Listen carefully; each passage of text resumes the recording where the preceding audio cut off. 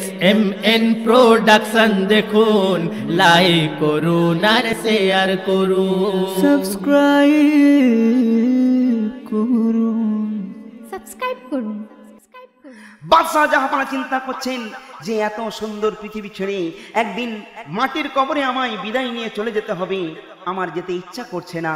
সমস্ত লোকজনকে ডেকে বলছেন, বাদশাহ আচ্ছা এমন কি কোনো পথ নেই যে এই পৃথিবীতে আমি অমর হয়ে থাকতে পারি? বেশ কিছু লোকজনের মধ্যে একজন বলে উঠলেন, হুজুর একটা উপায় আছে, আপনি পৃথিবীর জমিনে যদি অমর হয়ে থাকতে চান তার জন্য একটা উপায়। বাদশাহ বলছেন, বলো বলো কি উপায়? সে বলছে, পৃথিবীর জমিনে আল্লাহ পাক একরকম পানি সৃষ্টি করেছেন, যে পানিটার নাম হলো আবে হায়াত। এই পানি যদি আপনি পান করতে পারেন তাহলে পৃথিবীর জমিনে অমর হয়ে যাবেন। বাদশাহ শুনে ভীষণ খুশি হলেন আর মনে মনে আল্লাহর কাছে এই ফরিয়াদ করতে লেগেছেন। কি ফরিয়াদ? আর মনে ভাবে কি আর হবে, যা সুখ পেলাম এই নসিবে, আর চাই না কিছু ভাবে, তবে শুধু একটা চাহাত, পান করবে সে আবে হায়াত, সেদিন কবে পাবে? জ্ঞানী গুণীদের ধরে বলে আজ বলো মোরে, জ্ঞানী গুণীদের ধরে বলে আজ বলো মোরে, সুদীর্ঘ জীবন লাভ করার মতন সেই জিনিস কোথায় পায় রে? একজন বলে তখন পেতে হলে আবে হায়াত চাই রে, একজন বলে তখন পেতে হলে আবে হায়াত চাই রে। দয়াময় তুমি দয়া করেছ মোরে, ইজ্জত সম্মান দিলে সারা এই পৃথিবী জুড়ে। বাদশাহ বলছেন, আবে হায়াত ইয়ে কেমন পানি? তখন সেই ব্যক্তি বলছে, কি বলছে? এ পানি এক বিশেষ পানি, হাসিল করা কঠিন জানি, কোয়ে কাফে রয়েছে। কোহে কাফ গারে আঞ্জলিস শহরে রোম, কোহে কাফ গারে আঞ্জলিসের পাশে যে পাহাড় রয়েছে, যে গুহা রয়েছে, এই গুহার মধ্যেই এই কিন্তু বিশেষ পানিটা রয়েছে। তাই সেই ব্যক্তি বলছে, এ পানি এক বিশেষ পানি, হাসিল করা কঠিন জানি, কোহে কাফে রয়েছে। এ পানি যে পান করিবে কিয়ামত পর্যন্ত আয়ু পাবে, এ কথা নয় মিছে।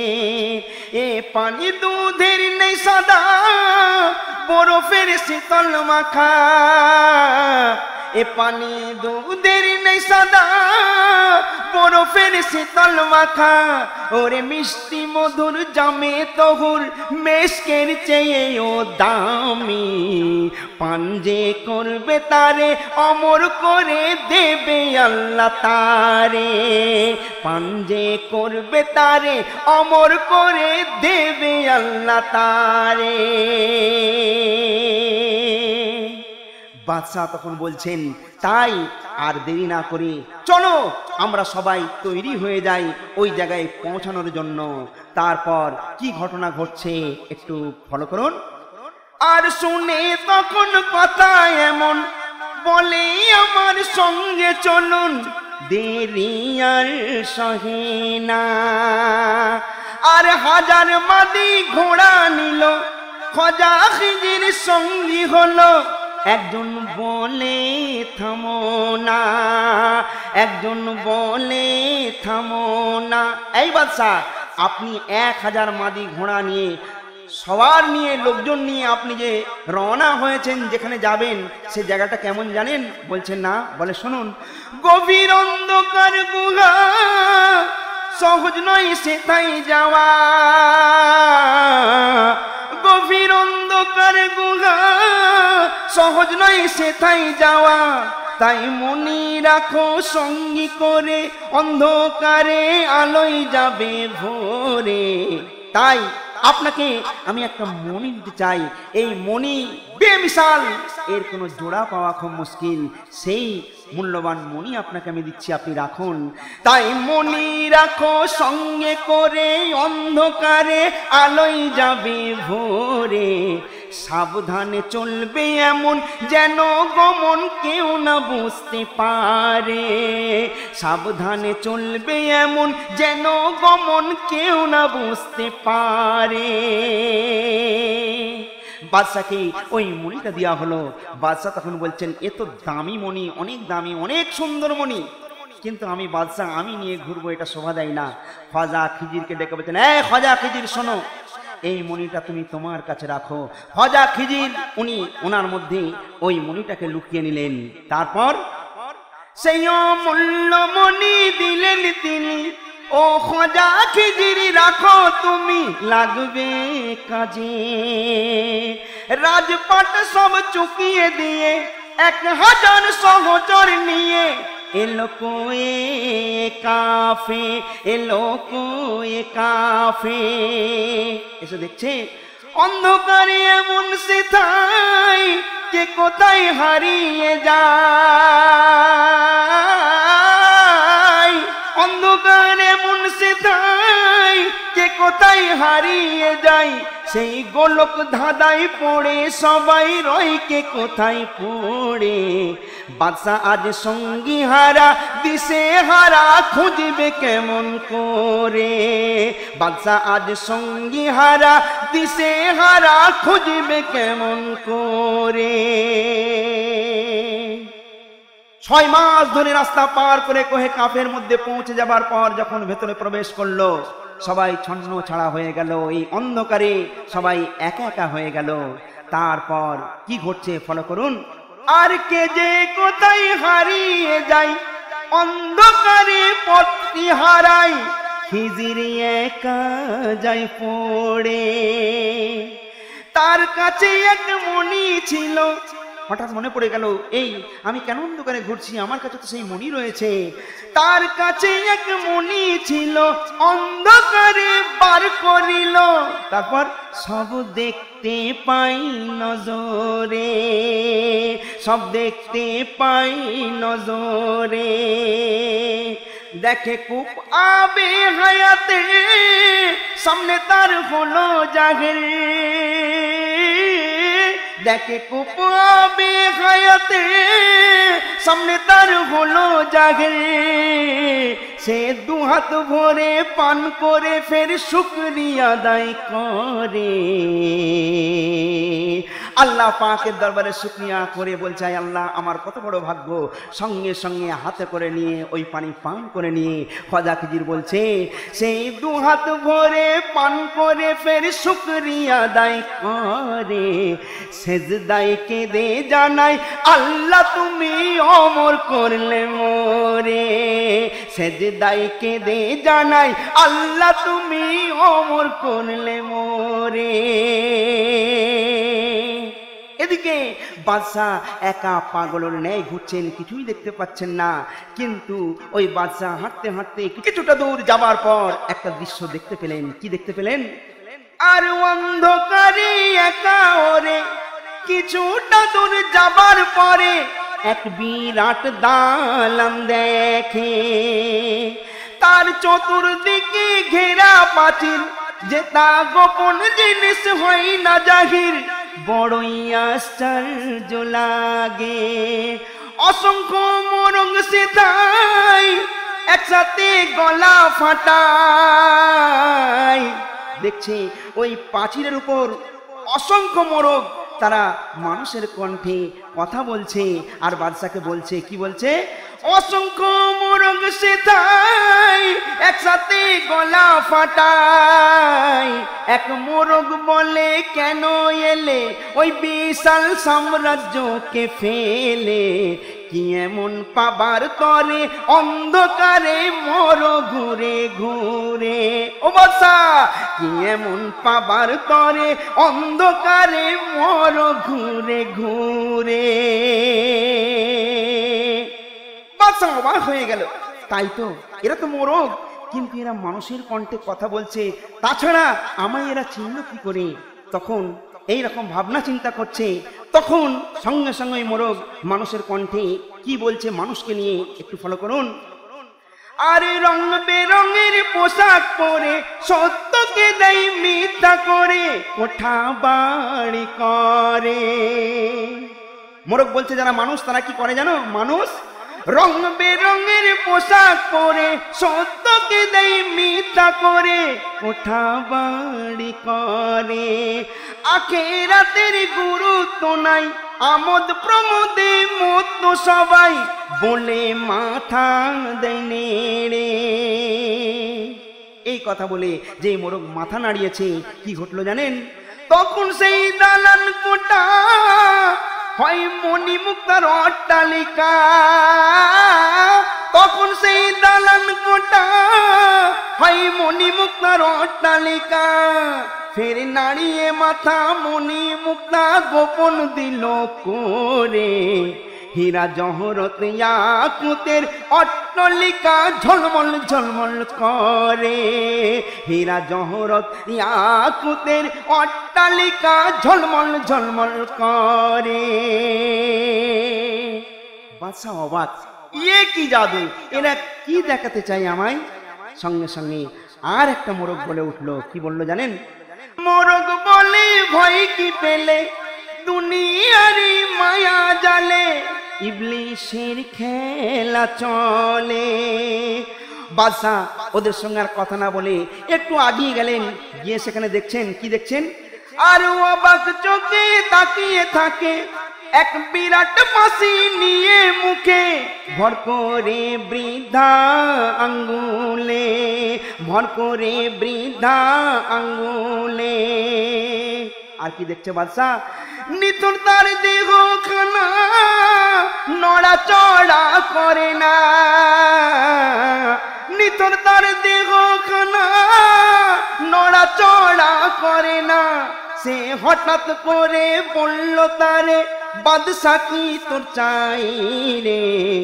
সুন্দর রাজ্য ছেড়ে অন্ধকারে এলি কিসের তরে? সুন্দর রাজ্য ছেড়ে অন্ধকারে এলি কিসের তরে? বাদশা অবাক, ওই নিথর দেহখানা এত নড়াচড়া করে না, কিন্তু হঠাৎ বলে উঠলো, এই বাদশা তুই এখানে কি খবর? কিসের জন্য আজ এই কোহে কাফের মধ্যে এলি? তখন বাদশা বলছে, আরে আবে হায়াত পান করিতে এসেছি অন্ধ কুয়াতে ওর হতে। নিয়াত আমার পাকা আছে, যদি তারি পাইরে খুঁজে ডুবে রব ইবাদাতে। তখন ওই দেহটা কি বলছে জানেন?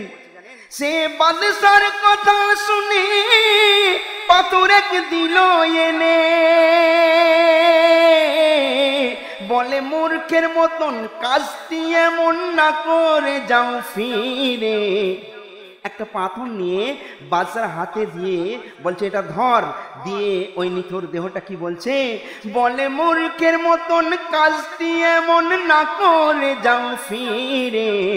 লালসা সর্বনাশা ভালোবাসা কে দেয় হত্যা করে।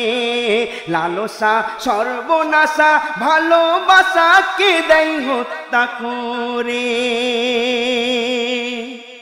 ভাইরে আমার, এই যে